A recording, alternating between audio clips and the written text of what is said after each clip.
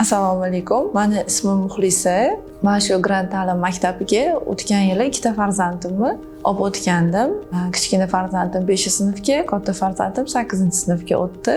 Biz oilamiz bilan juda ham mamnunmiz va bu qilgan tanlovimizdan adashmaganligimizni shu 1 yil davomida tushunib yetdik. Chunki farzandlarimizda o'zgarishlar bor.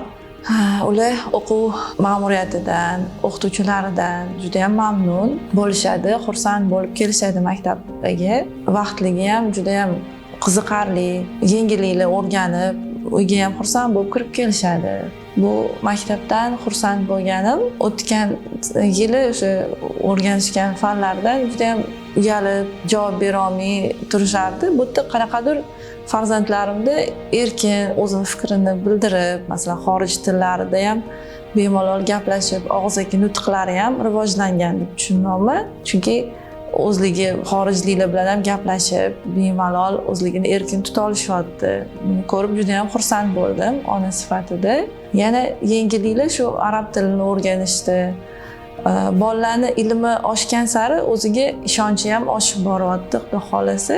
Tarbiyaviy jihatdan ham juda ham e'tiborli, kattalarga bo'lgan hurmat, o'sha odob to'g'risida ham ma'lumotlar berib borishadi. Bundan ham juda ham xursandmiz. Mas'uliyatli bo'lib qolishgan farzandlarimiz. Yo, borishim kerak, qilishim kerak deyshadi. Xorij tiliga juda ham xursand bo'lib borishadi. Shu o'qituvchilikdan ham juda ham minnatdorman. Masalan, oldin maktabdan kelishganda bo'sh vaqtligi bo'lardi. Hozir maktabdan kelib ham nima desam ekan, dars qilishim kerak. O'sha o'zligini berishgan anaqa programma bo'yicha qolib ketmasligiga harakat qilishadi. Qiziqishadi, fanlarga qiziqishligi oshgan deb tushunaman. Endi shunaqa chiroyli maktabda o'qishyapti, shunaqa chiroyli sharoitlar qilingan, hamma yoq ozoda, toza, ovqatlaringizga juda ham e'tiborlisizlar, uni ham juda ham hurmat qilaman.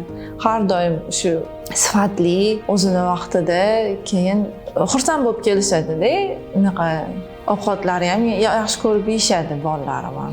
Oldin mana rus maktabida o'qishganligida fanlar bo'yicha yetishmovchilik ko'p bo'lardi, o'qituvchilar yetishmasdi. Ko'p fanlardan bitta o'qituvchi kirardi-da, bolalar kelib shikoyat qilishardi. Fizikadan ham, tarixdan ham bitta o'qituvchi kiryapti. Tushunmaymiz ham. Bu maktabga kelishganda, yo'q, o'sha fizikadan ham, tarix fanlaridan ham juda ham qiziqarli darslar o'tishyapti. Hamma fanlar bo'yicha o'zini mutaxassisi dars o'tadi. Bolalarni jalb qilib olish ekanligi yoqadi shu maktabda. Keyin uyga vazifalarni ham qiziqarli qilib berishadi. Sinf rahbarlari ham juda ham mehribon bolalarga. Manzura Zakirovna, katta qizimning sinf rahbari, juda ham xursand bo'lib keladi qizim. Qiziqarli o'tadilar darslarni. Har doim nima desam ekan, maktab programmasidan tashqari ham qiziqarli misollar beradilar, uyga vazifalar. Qoyil qolaman, uyga kelib ham onlayn darslar desa, xursand bo'lib, onlaynda ham o'tirib 8 gacha, 9 gacha anaqa o'tirishadi-da, ishlashib birga.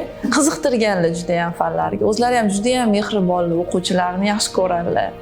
Men ham shu ayol sinf rahbari bo'lganlaridan juda ham xursand bo'laman, minnatdorchilik bildiraman.